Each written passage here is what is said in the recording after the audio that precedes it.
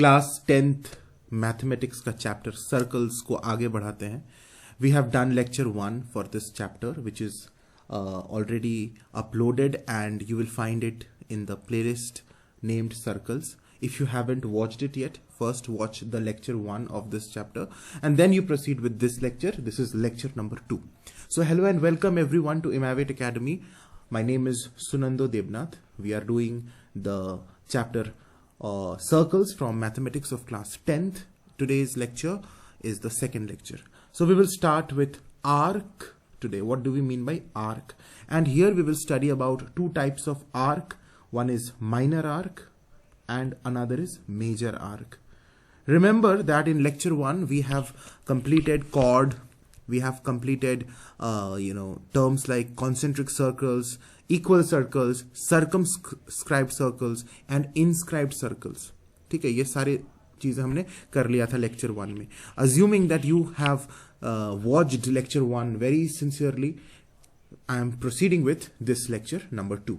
So arc क्या होता है? Let me draw a circle. So this is a circle. A circle will have one center, right?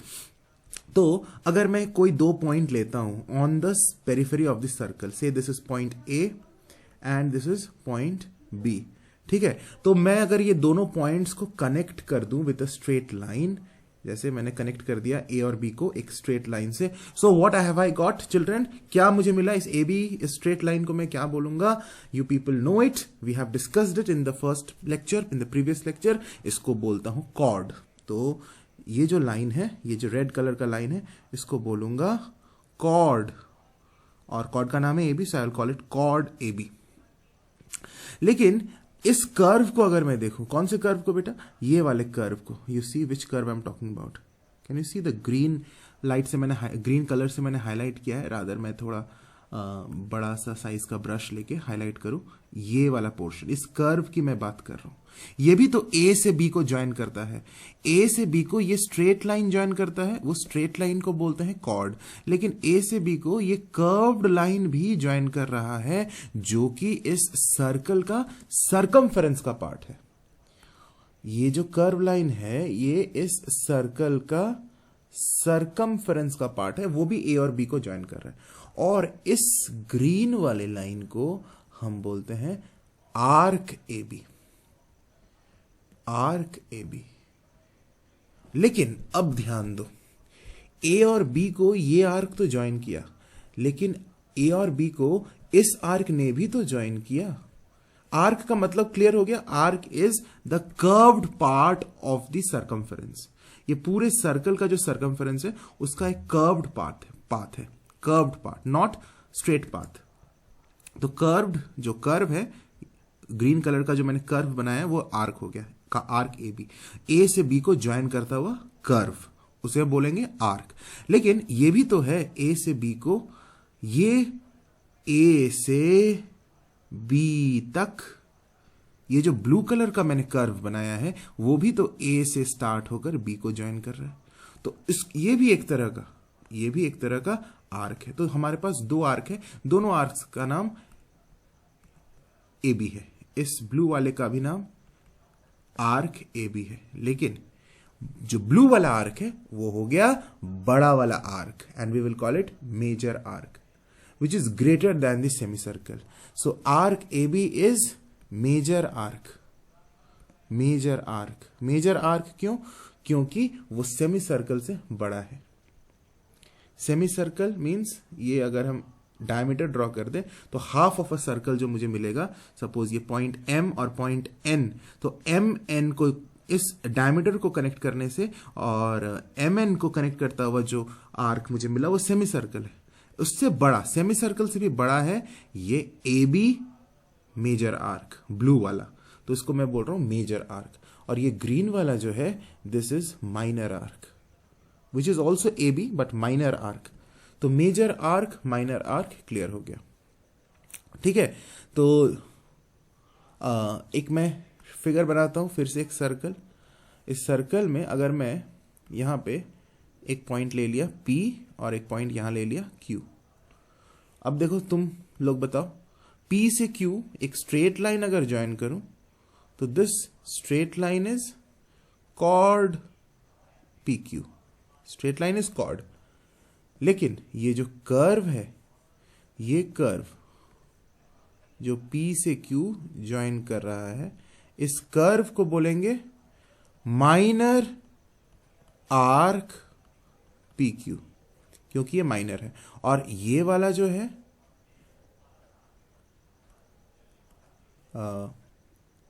ये वाला arc जो P Q को join कर रहा है, इसको बोलेंगे मेजर आर्क पी क्यू। तो अब मुझे लगता है तुम्हें ये क्लियर हो गया, मेजर आर्क माइनर आर्क क्या होता है। मेजर आर्क वो आर्क है जो सेमी सर्कल से बड़ा है, माइनर आर्क सेमी सर्कल से छोटा है। कॉर्ड क्या है वो तो ऑलरेडी क्लियर था, ठीक है। अब हम बात करते हैं सेगमेंट की। Arc is clarified, I hope there is no doubt. Now the next term is segment. Segment क्या होता है, एंड आर्क जब हम समझ गए हैं तो सेगमेंट भी बहुत इजीली समझ जाएंगे। आर्क जैसे दो टाइप्स के होते हैं, minor arc, major arc. Similarly segment is also of two types, minor segment and major segment. अब देखो माइनर सेगमेंट क्या है। When you draw any arc, I mean any chord, अच्छा here let me erase this diameter. We are not talking about the diameter. Diameter का बात करेंगे तो फिर हमें अलग सा मैं डिस्कस करूंगा। डायमीटर के केस में माइनर सेगमेंट, मेजर सेगमेंट या माइनर आर्क, मेजर आर्क नहीं होता है, क्योंकि डायमीटर जब हम ड्रॉ करते हैं तो वो इक्वल साइज के हमें आर्क्स मिलते हैं, तो उसमें कोई भी मेजर आर्क कोई भी माइनर आर्क नहीं होता है। जैसे मैं अगर यहां पे डायमीटर एक कॉर्ड ड्रॉ करूं जो डायमीटर हो, तो हमें जो आर्क्स मिल रहा है ना, दिस आर्क जो डायमीटर के ऊपर है एंड जो दूसरा आर्क डायमीटर के नीचे है, दोनों सेम साइज का है। So there is no major arc and minor arc, both are of same size. लेकिन अदर देन डायमीटर जब मैं कोई कॉर्ड ड्रॉ कर रहा हूं तो कॉर्ड के ऊपर वाला आर्क जो बड़ा आर्क है वो है मेजर आर्क, छोटा आर्क है माइनर आर्क, ठीक है। सो अभी मैं डायमीटर को इरेज कर दे रहा हूं and I am now only focusing on this arc. देखो now all of you see this arc A B. तो arc A B, I mean focus on this chord A B, this is the chord A B, okay. तो focus on this chord A B. इस chord के ऊपर वाला जो region है, the area, I am shading that area, this area is known as a segment, and since this is the bigger area in comparison to the area below this chord, इस chord के नीचे भी एक area है, तो ये chord पूरे circle को दो हाफ्स में डिवाइड करता है, दो पार्ट्स में डिवाइड करता है। ये जो chord है ए बी, ये पूरे सर्कल को दो पार्ट्स में डिवाइड किया, chord के ऊपर वाला पार्ट, chord के नीचे वाला पार्ट। तो ये दोनों पार्ट्स को ही हम सेगमेंट बोलते हैं, यानी इसने दो सेगमेंट्स में डिवाइड किया। ये जो पर्पल कलर का शेड किया है वो बड़ा वाला सेगमेंट है, we call it major segment. And जो मैंने ऑरेंज कलर से शेड किया है, this region, this area is minor segment. कितना इजी है, सेगमेंट भी समझ लिया हमने एक ही फिगर से, कॉर्ड भी समझ लिया, आर्क भी समझ लिया। सिमिलरली ये जो फिगर सेकेंड वाला सर्कल जो ऑलरेडी बना हुआ है, here we have drawn a chord P Q. This P Q chord also divides the circle into two parts. You see this is one of the parts, one of the areas जिसको blue से मैंने shade किया है, and यहां पर नीचे this is another part जिसको मैंने रेड से शेड किया है। एंड वेरी क्लियर कि ब्लू वाला छोटा पार्ट है, दिस इज माइनर सेगमेंट, जो कम हिस्सा है, कम एरिया है, वो माइनर सेगमेंट है, and this segment is major segment. अब ये सब तुमने अपने नोट में लिख लिया होगा, मेरे साथ साथ समझते हुए भी you must have noted it down. If you have not noted then you pause the video and note it down. So I hope segment क्या है क्लियर है, minor segment, major segment clear है, आर्क क्या है clear है, minor arc, major arc clear है, chord भी clear है, कोई डाउट इसमें नहीं होनी चाहिए, कोई कंफ्यूजन नहीं होनी चाहिए। अब हम स्टार्ट करेंगे एक थ्योरम, ठीक है। थ्योरम को बहुत सारे थ्योरम्स है इस चैप्टर में, बहुत ही इंटरेस्टिंग चैप्टर है, बहुत इंटरेस्टिंग थ्योरम्स भी है, and if you understand the theorems well you will not find this chapter at all difficult. This chapter will be very easy, okay। And if you know want to support me, and if you want to show me your support and love, you can press the like button to keep me motivated. All right, and share this video with your friends so that a lot of people can get benefited out of this. Now children, I will start with the first theorem of your class 10th. Let us write the statement of the theorem. It is a very, very important theorem.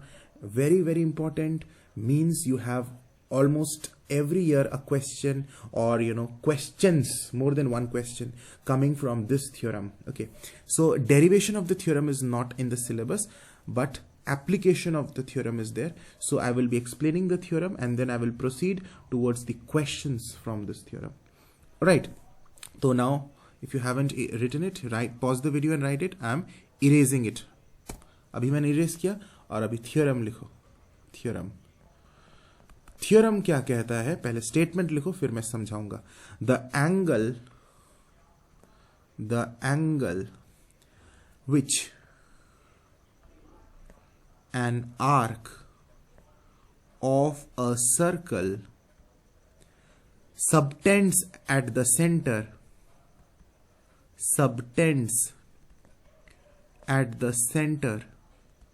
is double that which it subtends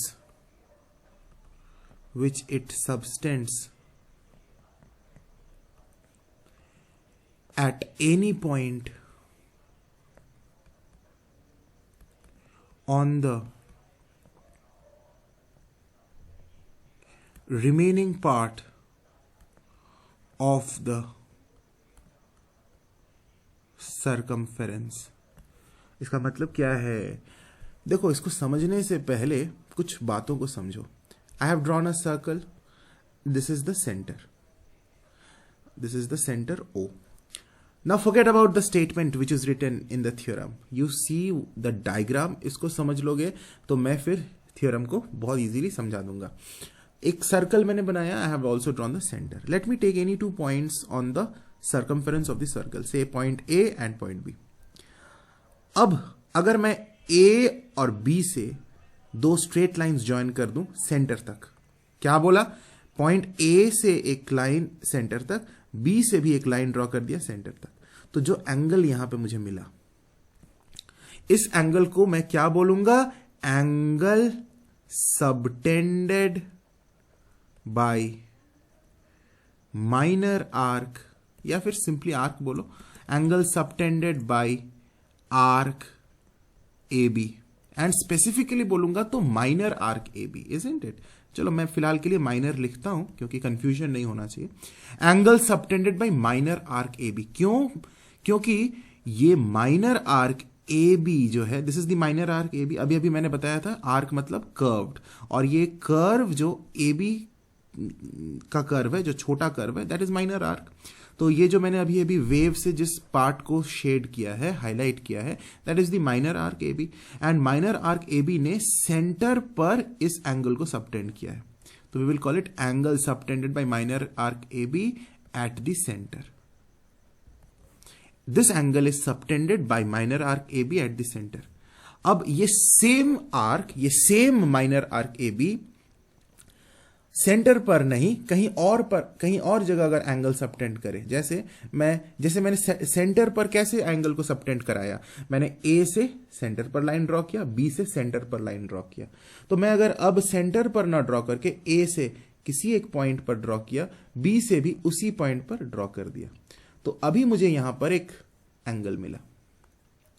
this angle जो red से मैंने लिखा है, this angle is also angle subtended bye same arc ना, क्योंकि ये भी A से स्टार्ट हुआ, B से स्टार्ट हुआ, तो ये भी angle subtended by the same arc, minor arc AB ही है. कोई दूसरा आर्क ने तो इस एंगल को सबटेंड नहीं किया.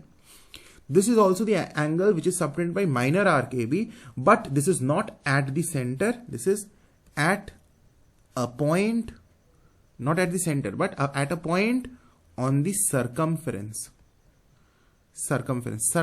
पर किसी एक पॉइंट पर सबटेंड किया. तो ये थ्योरम बोलता क्या है कि अगर कोई आर्क सेंटर पर एंगल सबटेंड कर रहा है और वो सेम आर्क सर्कमफेरेंस पर किसी भी पॉइंट पर एंगल सबटेंड कर रहा है, तो वो दोनों एंगल का के बीच में एक रिलेशन होता है। क्या रिलेशन होता है? ये जो सेंटर पर जो एंगल बनता है वो इस सर्कमफेरेंस के एंगल का दुगना होता है, डबल होता है। Means if this angle is x, angle on the circumference is x, then an angle at the center will be twice of x. This is a very important thing. तो ये circumference पर किसी भी point पर ये particular arc अगर angle subtend करे तो वो क्या होगा? सेंटर पर जो एंगल बनेगा उसका हाफ बनता है। यानी सेंटर पर 2x है तो उसका हाफ x है। अगर ये सेम ए बी आर्क मैंने मान लो इधर ए से मैंने इधर एक लाइन ड्रॉ किया और बी से इधर एक ड्रॉ किया, यहां पर एक एंगल सबटेंड हुआ। This is also the angle subtended by the same arc A B only. तो एंगल सबटेंडेड, ये इसको भी मैं वही बोलूंगा by minor arc A B. Minor arc A B ने ही सबटेंड किया इसको, and it is also at a point on the circumference. ये भी तो सर्कमफेरेंस पर किसी एक पॉइंट पर किया है, ऑन सर्कमफेरेंस। तो मैंने वो बात तो अभी बताया कि सेंटर पर जितना भी एंगल उसने सबटेंड किया उसका हाफ हो जाएगा सर्कमफेरेंस पे किसी भी पॉइंट पर, तो ये भी x होगा। यानी ये भी x है, ये भी x है, so their magnitudes are same. अगर ये 30 डिग्रीज है तो ये भी 30 डिग्रीज होगा, और ये सेंटर में कितना होगा? 30 का डबल यानी 60 डिग्रीज होगा। एक एग्जाम्पल मैंने बताया। तो यही है थ्योरम, ये थ्योरम कहता है द एंगल, क्या लिखा हुआ है? विच an arc of a circle subtends eight the centre. Centre पर जो एंगल उसने सबटेंड किया, it is the double of that angle which it subtends, which it means which the same arc subtends at any point on the remaining part of the circumference. ये जो remaining part of the circumference है, मतलब ये green वाला जो मैंने अभी shade किया मेजर आर्क, वो हो गया remaining part of the circumference. Minor arc को छोड़कर remaining part of the circumference पर कहीं पर भी ये सेम माइनर आर्क अगर एक एंगल सबटेंड करे, वो सेंटर वाले एंगल से हाफ में होगा। जैसे मैंने एक फिर से किसी भी एक रैंडम पॉइंट पर एक एंगल बना दिया, this will also be x, क्योंकि ये भी remaining part of this circumference पर बना है। तुम यहां पे इनफाइनाइट एंगल्स बना सकते हो on the remaining part of the circumference and all of them will be x, लेकिन सेंटर पर 2x। This is what the first theorem is telling. अब एक क्वेश्चन इस पर बेस्ड एक क्वेश्चन करते हैं, because unless we do a question the things will not be very clear. तो एक बहुत ही आसान सा एक क्वेश्चन करेंगे एंड इसके बाद हम लोग आगे के कुछ थ्योरम्स को, आगे की एक इसी थ्योरम को एक दूसरे नजरिए से हम देखने की कोशिश करेंगे। लेकिन पहले हम एक क्वेश्चन करेंगे। Without solving the question things will not B clear. Write down, given O is the, बहुत इंपॉर्टेंट क्वेश्चन है अभी जो हम कर रहे हैं, ठीक है? लिखो इसको। Given O is the centre of the circle and angle AOB is equal to 70 degrees. Calculate the value of number 1 angle OCA, number 2 angle OAC. तो फिगर जो क्वेश्चन में बना हुआ है, I am drawing the figure. Okay, so you also draw along with me.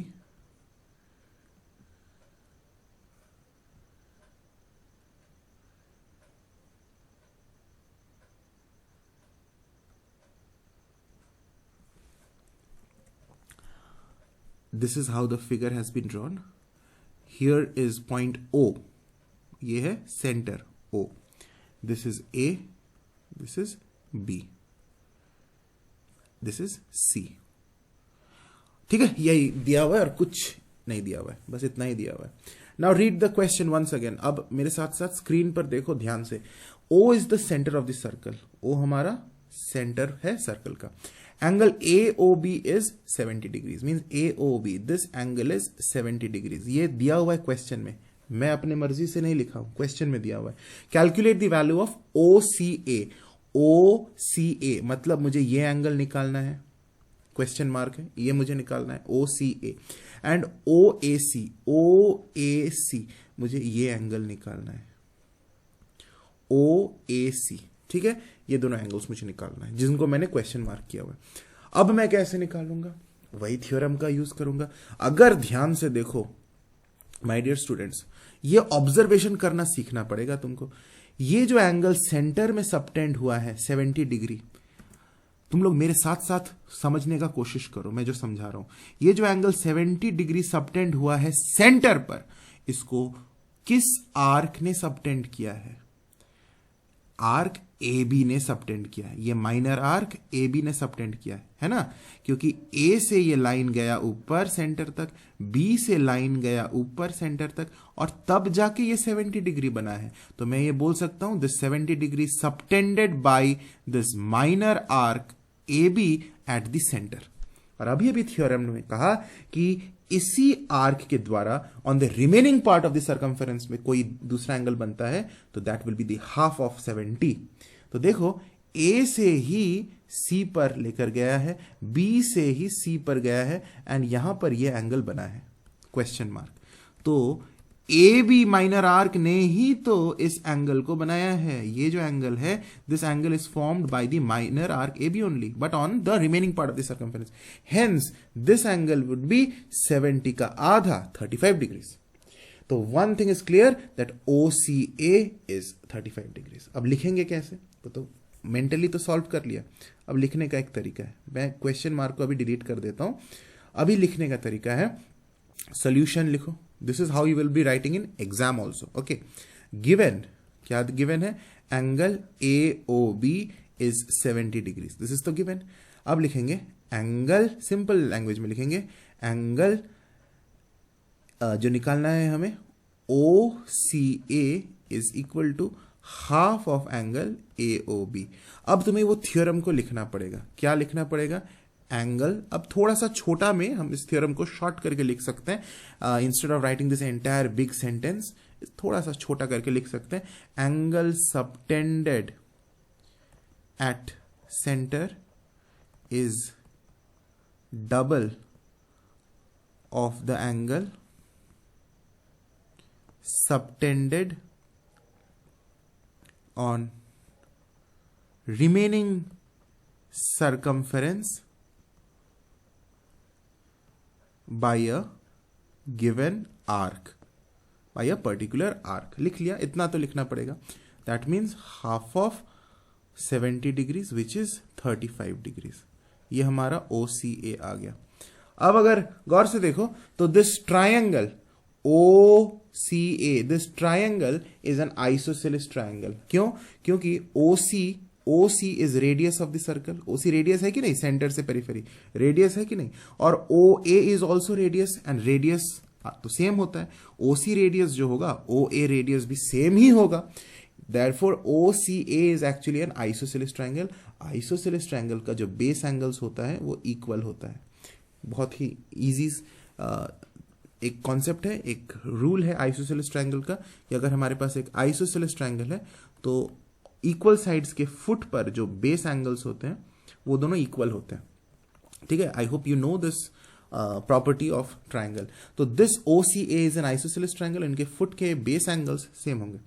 That means if this is 35 then this will also be 35 only.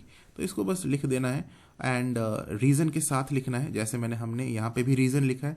Writing the reason is very very important. तो यहाँ लिखेंगे, ये number 1 हमारा निकल गया। अब हम करेंगे number 2, angle OAC is equal to angle OCA। Simple language में लिखेंगे base angles of base angles opposite to equal sides, opposite to equal sides are equal। ठीक है, ये इक्वल साइड्स के बेस एंगल्स इक्वल होते हैं। तो ये क्या हो जाएगा? ये भी 35 डिग्रीज आंसर। तो आई होप ये थ्योरम का किस तरह से एप्लीकेशंस आ सकता है वो तुम्हारा क्लियरिफाई हो गया, राइट। अब हम इसी थ्योरम को एक दूसरे नजरिए से देखते हैं चिल्ड्रन। डिफिकल्ट नहीं है, दूसरे नजरिए से देखना मतलब कोई डिफिकल्ट चीज नहीं है। अभी जो हमने ये सेंटर पर एंगल का बात किया था, वो सेंटर पर एंगल किसने बनाया था children? Minor arc A B ने। लेकिन अगर मैं इस एंगल की बात करूं, ये भी तो एंगल सेंटर में बन रहा है। अगर मैं किस एंगल की बात करूं, मैं हाईलाइट करता हूं, इस एंगल की बात करूं जिसको मैंने ग्रीन से अभी हाईलाइट किया है। This angle is also subtended at the centre, but this is subtended by the major arc A B. ये जो ग्रीन वाला शेडेड रीजन है ना, ग्रीन वाला जो आर्क है, उस आर्क ने यहां पर सेंटर पर सबटेंड किया। तो मैं एक दूसरा फिगर बनाता हूं, क्योंकि this figure has turned a lot of mess is there. So मैं इसको इरेज करता हूं सबसे पहले, and if you have not written it you should pause the video and write it. देखो, अब मैं एक सर्कल बनाया, ध्यान से देखना, काफी बड़ा मैंने बनाया, so that it should be very clearly visible. Okay, now this is centre O. I have just taken 2 points on the circumference AB. तो A से मैंने सेंटर तक ज्वाइन कर दिया, B से ज्वाइन कर दिया। तो this angle is formed at the centre by arc AB, minor arc AB. Now let us not talk about this angle, ये तो हमने ऑलरेडी अभी समझ लिया। अब हम अगर इस एंगल की बात करें, this angle is also formed at the centre only ना, ये रिफ्लेक्स एंगल। क्या फिर ये सेंटर पे नहीं बना है क्या? ये भी तो सेंटर पे बना है। Angle formed at the centre, या फिर फॉर्म्ड ना लिख के सबटेंडेड लिखता हूं। फॉर्म्ड का मतलब ही सबटेंडेड ही होता है। एंगल सबटेंडेड, पिछले बार में भी मैंने लिखा था एंगल सबटेंडेड बाय, उस समय पिछले बार मैं इस एंगल की बात कर रहा था, तो इस एंगल को सबटेंड किया था ये माइनर आर्क ए बी ने। लेकिन अभी मैं इस रिफ्लेक्स एंगल की बात कर रहा हूं, और इस एंगल को, रिफ्लेक्स एंगल को सबटेंड किया है इस मेजर आर्क ए बी ने, जिसको मैंने रेड से भी शेड किया, मेजर आर्क ए बी। तो क्या लिखूंगा children? This reflex angle is subtended by major arc A B. तो ये सेम आर्क अगर remaining part of the circumference में, सेम आर्क मतलब ये सेम पॉइंट्स, ये दो सेम पॉइंट से अगर हम remaining part of the circumference पे कोई भी एंगल बनाते हैं, तो वो सेंटर के एंगल से हाफ होना चाहिए। This is what the theorem has said, this is the theorem that we have studied just now. तो remaining part of the circumference means इस मेजर आर्क को छोड़कर जो बाकी का remaining part of the circumference है, जिसको मैंने अभी पर्पल से शेड किया, this remaining part of the circumference में, आई होप ये वाला पार्ट ठीक है, remaining part of the circumference में कहीं पे भी ये दोनों सेम पॉइंट्स, ए से लाइन दिया, बी से भी लाइन खींचा, और इस remaining part of the circumference में मैंने एक एंगल बनाया, दिस पर्पल एंगल। तो ये पर्पल वाला जो एंगल है, this will be half of the angle which is formed in the centre. मतलब ये रिफ्लेक्स एंगल अगर 2x है तो ये एंगल x होगा। Similarly remaining part of the circumference में कहीं पर भी मैं अगर A से लाइन खींचकर, B से लाइन खींचकर यहां पे भी एक एंगल बना दिया, this will also B x। यही तो ये थ्योरम कहता है, रीड द सेंटेंस, कि सेंटर पर जो एंगल बना किसी आर्क के द्वारा, वो सेम आर्क अगर remaining part of the circumference, मतलब उस जिस आर्क के द्वारा एंगल सबटेंड हुआ, उस आर्क को छोड़कर remaining part of the circumference में वो सेम दो पॉइंट्स, सेम दोनों पॉइंट से जब हम एंगल बनाते हैं, वो एंगल जो बनता है वो हाफ होता है सेंटर के एंगल से। इन अदर वर्ड्स, सेंटर वाला एंगल डबल होता है पेरिफेरी वाले एंगल से, सर्कमफेरेंस वाले एंगल से।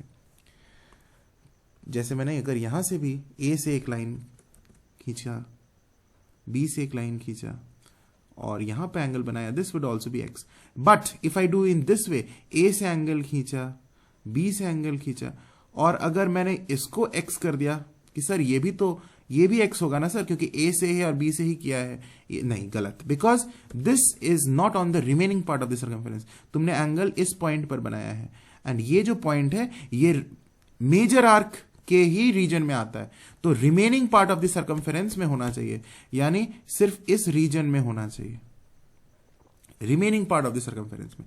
तो remaining part of the circumference में होगा तब हम ये बात कहेंगे। तो ये जो मैंने फिगर बनाया है, this is not a different theorem, this is the same theorem which I have just told you.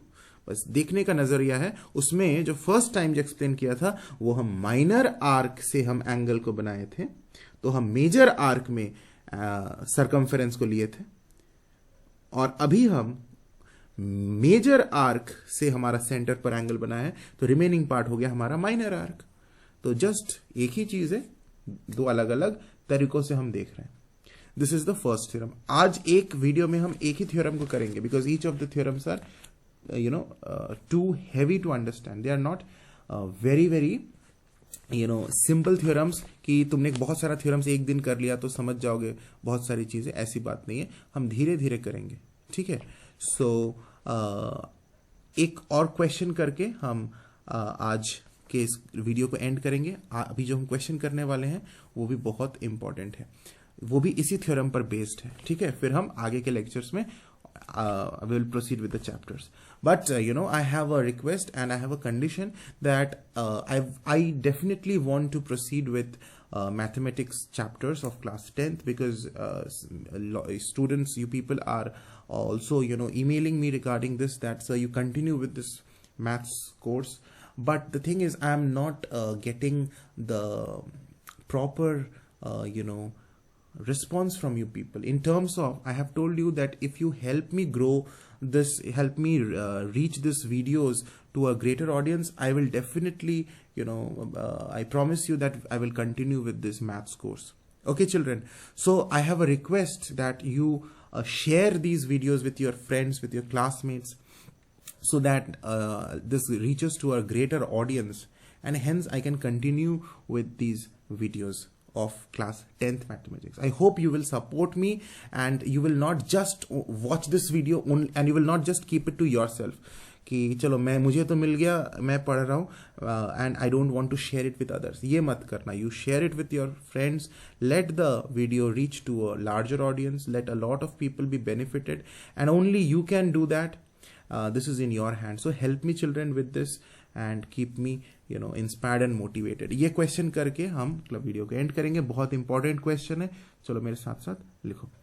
In each of the following figures, in each of the following figures, हमारे पास दो फिगर्स है question में। Each of the following figures, O is the centre of the circle,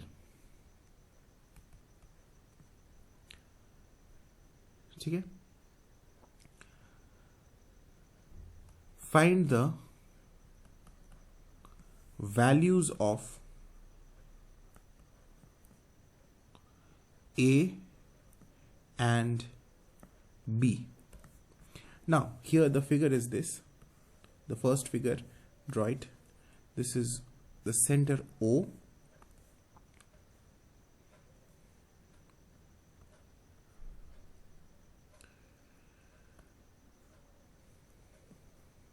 and you see how have I drawn it. You exactly draw it in this way.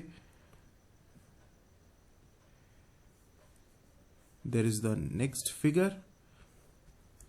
This is the next figure of the question, which is also very similar to the first one.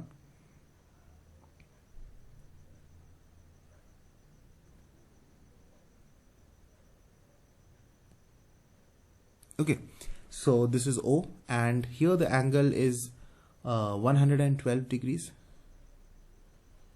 and here the angle is 130 degrees.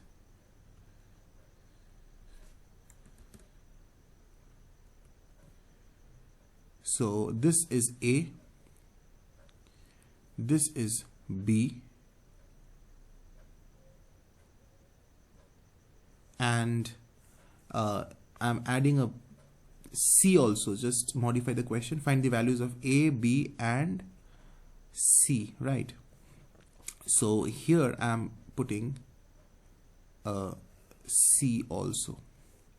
So you see the question now. So we have to find A, B and C. Now focus on the diagram. Let us first do the number 1. This is number 1, this is number 2. अब number 1 को focus करो. This 130 degrees is formed at the center. Okay? You all agree along with me? बोलो yes. Of course. So yes, so this 130 degrees is formed at the centre. इसमें तो कोई doubt नहीं, हाँ sir centre में बना है, ओ इज द सेंटर लिखा हुआ है, ऊपर बना है. Now it is formed by which arc. तो देखो 130 डिग्री के सामने जो आर्क है, यानी 130 के सामने जो आर्क है वो ये आर्क है ना, माइनर आर्क है. This minor arc, this minor arc है subtended this 130 degree. Major arc ने तो सबटेंड नहीं किया. मेजर आर्क तो ये आर्क हो गया, ये मेजर आर्क है. तो इस मेजर आर्क ने तो 130 डिग्री सबटेंड नहीं किया. मेजर आर्क ने तो ये वाला एंगल सबटेंड किया, रिफ्लेक्स एंगल, जिसको हम निकाल सकते हैं ऑब्वियसली 360 माइनस 130 करके. वो हम निकाल सकते हैं कि मेजर आर्क ने कितना एंगल सबटेंड किया, लेकिन वो अलग बात है. But this 130 degree subtended by this minor arc eight the centre. अब हमें अगर थ्योरम का अप्लाई करना है तो remaining part of the circumference में, तो ये हो गया हमारा remaining part of the circumference, blue वाला मेजर आर्क हो गया हमारा remaining part of the circumference. क्योंकि माइनर आर्क ने ये 130 डिग्री को बनाया है तो रिमेनिंग पार्ट हो जाएगा मेजर आर्क. तो मेजर आर्क में कहीं पे भी एंगल होगा तो 130 का हाफ होगा. But this angle A is not formed on the remaining part. This angle A is also formed on the minor arc only. तो हम यहां पर डायरेक्टली हम 130 का हाफ ये ए होगा ऐसा नहीं कर सकते. तो पहले मुझे ये रिफ्लेक्स एंगल निकालना पड़ेगा, रिफ्लेक्स एंगल निकालना पड़ेगा. And what is this reflex angle? How do we calculate? The entire angle in about a point is 360 degree. So this reflex angle would be 360 minus 130. And ये हमें statement लिखना है, we should not directly do it on the figure. तो अभी हम लिखेंगे इसको. देखो कितना इंटरेस्टिंग क्वेश्चन है. ऐसे ही क्वेश्चंस आते हैं जिसमें हमें एक दिमाग लगाना पड़ेगा कि हम थ्योरम्स को कैसे सॉल्व करेंगे. काफी मजा भी आता है when you solve these questions. So let us name the how to solve it. When you get a question where no names of the points are given, you will draw the figure in your answer script and you will name them like A, B, C. ऐसा नाम दे दो. You will draw the figure in your answer script, नाम दे देना and लिखना. ये जो angle reflex angle है blue से जो मैंने शेड किया, इसका नाम होगा reflex angle AOB is equal to 360 minus 130, isn't it? तो हमारा ये आ जाएगा 230 डिग्रीज. तो ये 230 डिग्रीज हमारा आ गया. दैट मीन्स दिस इज 230 हो गया.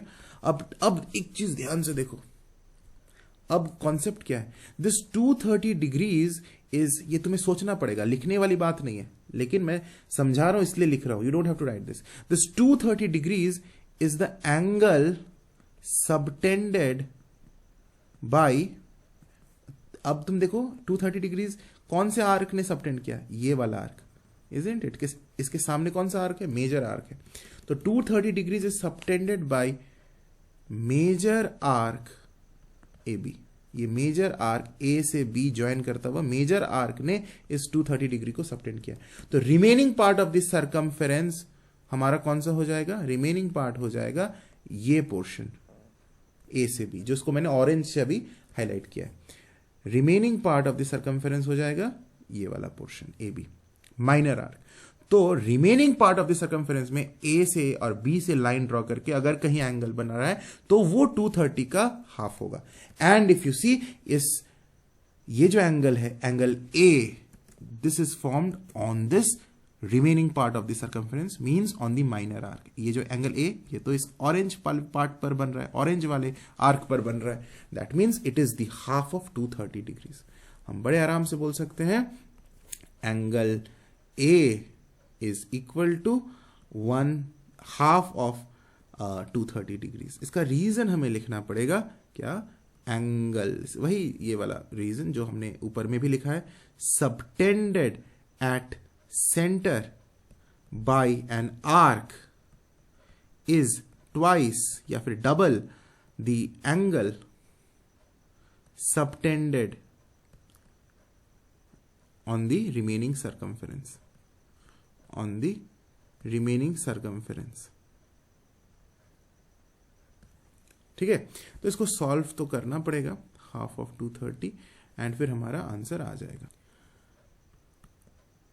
115 डिग्रीज. कितना सिंपल है। अब हम नेक्स्ट फिगर पे चलते हैं, ये हमारा आ गया। नेक्स्ट फिगर में देखो, ये जो एंगल बी है इसको भी हमें बिल्कुल सेम तरीके से कर सकते हैं। Now you focus on the angle which is formed at the centre. The angle which is formed at the center is 112 degrees, right? And 112 degrees is subtended by which arc? उसके सामने कौन सा arc है? ये छोटा सा minor arc है जिसको मैं अभी शेड करने वाला हूं। 112 degrees is subtended by this minor arc जिसको मैंने ब्लू से शेड किया। ये जो रिमेनिंग आर्क है वो मेजर आर्क हो गया, लेकिन 112 जो है it is subtended by minor arc, मैंने नाम दे दिया PQ। तो remaining part of the circumference हो जाएगा ये ग्रीन वाला पार्ट। इस ग्रीन वाले पार्ट में अगर कोई एंगल बन रहा है तो ये 112 का हाफ होगा। क्या कोई angle remaining part of the circumference यानी ग्रीन रीजन में बन रहा है with the same arc? Yes, PQ ने ये एंगल C को सबटेंड किया है remaining part of the circumference में, यानी C को तो हम पहले ही सॉल्व कर सकते हैं। C इज 112 का आधा। सेंटर पर अगर माइनर आर्क PQ ने 112 बनाया है तो मेजर आर्क में 112 का हाफ ही सबटेंड होगा। तो C तो हम पहले ही निकाल सकते हैं, लेकिन अभी हमें B निकालना है। तो B is not subtended on the remaining part, तो हम रिफ्लेक्स एंगल सबसे पहले निकालेंगे। Reflex angle POQ, this green वाला एंगल, उसको पहले मैं निकालता हूं। ये सेकेंड वाला मैं कर रहा हूं, तो जैसे मैंने अभी फर्स्ट वाला किया बिल्कुल उसी तरह। Reflex angle POQ is 360 minus 112। इसको हमें सॉल्व करना है एंड सॉल्व करने से हमें मिला 248 degrees. That means this is 248 degrees. ध्यान दो, बहुत सिंपल है। तो ये 248 डिग्रीज कौन से आर्क ने सबटेंड किया? ये ग्रीन वाला आर्क जो मेजर आर्क है।